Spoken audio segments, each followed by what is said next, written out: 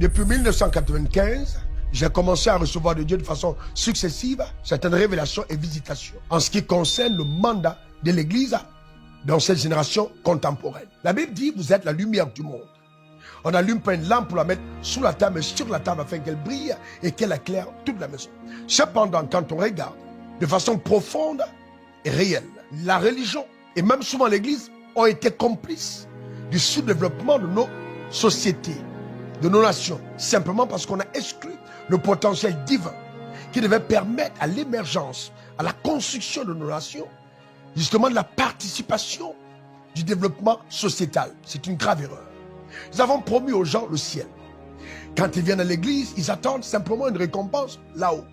Comme si la terre était une parenthèse accidentelle. Comme si Dieu ne voulait pas que nous puissions nous impliquer au développement, au bonheur des hommes sur la terre. Et ça, c'est totalement en dehors de la pensée de Dieu. C'est pour ça que Jésus a dit, lorsqu'il priait, dit que ton règne vienne, que ta volonté soit faite sur la terre comme au ciel. Et il dit dans sa parole qu'il a fait de nous un royaume, des rois et des sacrificateurs pour Dieu.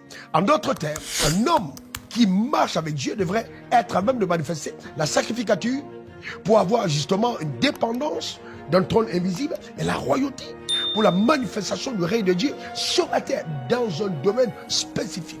En d'autres termes, l'appel de Dieu n'est pas simplement un appel à prêcher l'évangile. Quand on regarde des hommes comme Abraham, comme Isaac, comme Jacob, comme Daniel, comme Joseph, ils n'étaient pas des prédicateurs, mais c'était des hommes qui ont marché avec Dieu pour une influence sur la société. Et c'est important. Tu es le même hier, aujourd'hui et éternellement. Il veut le bonheur des hommes sur cette terre.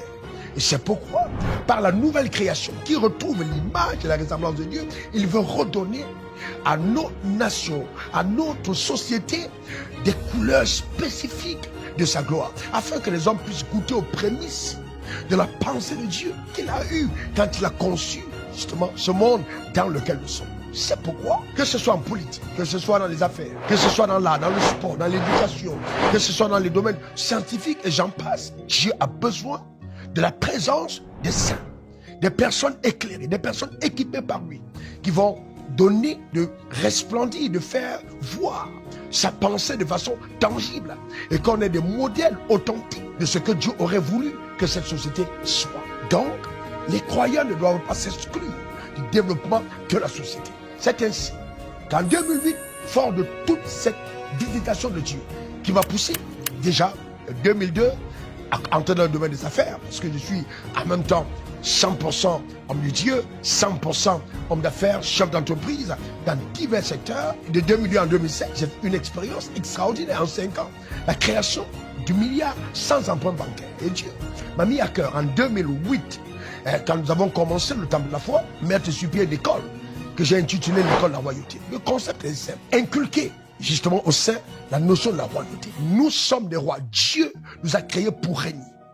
Et donc, il a créé l'homme comme il a voulu et il veut l'homme comme il a créé. Dans la nouvelle création, justement, retrouve la royauté pour être à même de manifester la grandeur de Dieu, l'éclat de la gloire de Dieu, l'image et la ressemblance dans tous les domaines où Dieu nous a placés. Si l'Église n'épouse pas ce concept et se laisse simplement limiter au concept lévitique, qui consiste à croire que bon, quand on est homme de Dieu, on est enfermé dans l'église, on n'a rien à faire dans la vie, on est juste en train de prier, on est juste en train de gêner.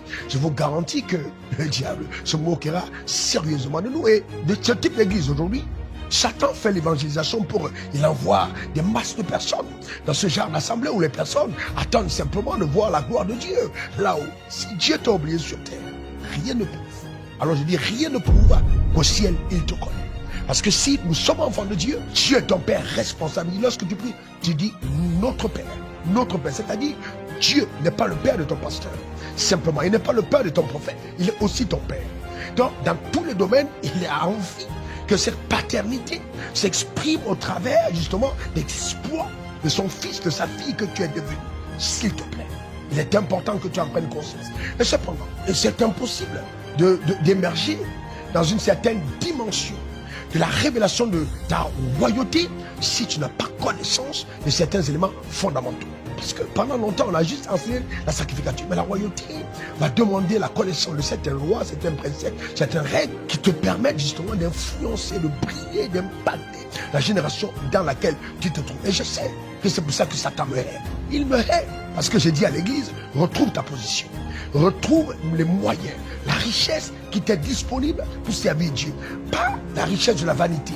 La richesse qui est ton instrument, qui est ton outil entre les mains de l'église, entre les mains des saints, pour permettre une influence réelle. Jamais dans la vie, tu ne pourras servir Dieu avec efficacité dans la pauvreté. C'est pourquoi Jésus a dit, quand le pauvre dit, je suis riche. Eh bien oui, Jésus s'est fait pauvre afin qu'il soit devenu riche. Il ne faut pas qu'on ait peur des mots comme richesse, des mots comme puissance, des mots comme pouvoir, des mots comme régner, des mots comme gouverner. Ce sont des mots divins qui sont rattachés à notre ADN. À ton ADN, celle d'enfant de Dieu. S'il te plaît, ne t'exclus pas du rôle crucial, prophétique que Dieu veut que tu puisses accomplir dans la société. Cette école commençait depuis 2008. Nous avons tourné pratiquement le monde, que ce soit à Abidjan, en Afrique, en Europe, aux États-Unis, dans divers endroits, organiser cette école pour permettre justement le renouvellement de l'intelligence. Et je me réjouis aujourd'hui de ce que la majorité des personnes commencent à comprendre. Mais c'est encore faible. Commence à comprendre l'importance de l'église dans la royauté. Et donc, si tu fais partie des personnes qui ont cette fibre, tu sens bouger en toi quelque chose. Quand je parle, il est important que tu te réveilles et que tu dises, Dieu, je veux faire ta volonté sur la terre. Ne t'exclus pas. Je dis, ne t'exclus pas. Et si tu es dans une église où ton pasteur ne croit pas en ça, sors de là et mets-toi carrément dans un autre environnement qui sera propice à la révélation de ton mandat. Tu ne peux pas te permettre. Je dis, tu ne peux pas te permettre de quitter la terre sans avoir servi aux desseins pour lesquels Dieu t'a créé. Eh bien, quand nous parlons de l'avènement du règne, nous sommes en guerre. Chaque enfant de Dieu doit prendre conscience du fait que nous sommes en guerre.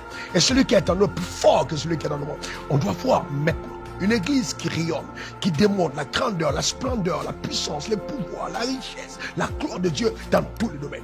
Et ça, c'est possible par la foi de chacun d'entre nous. Donc, je partage gracieusement avec tous et même gratuitement cette connaissance que Dieu m'a donnée pour permettre à chacun d'entre nous d'émerger.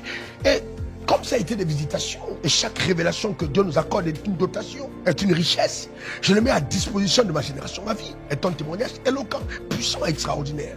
Et je rends toute la gloire à Dieu de ce que je suis par la grâce qui m'a été accordée par celui qui est. Et ça, c'est fondamental. Nous devons oser.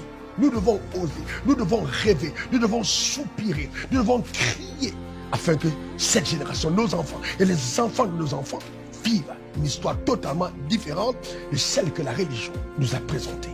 Nous devons véritablement être la lumière du monde, le sel de la terre, comme Dieu le veut pour chacun d'entre nous.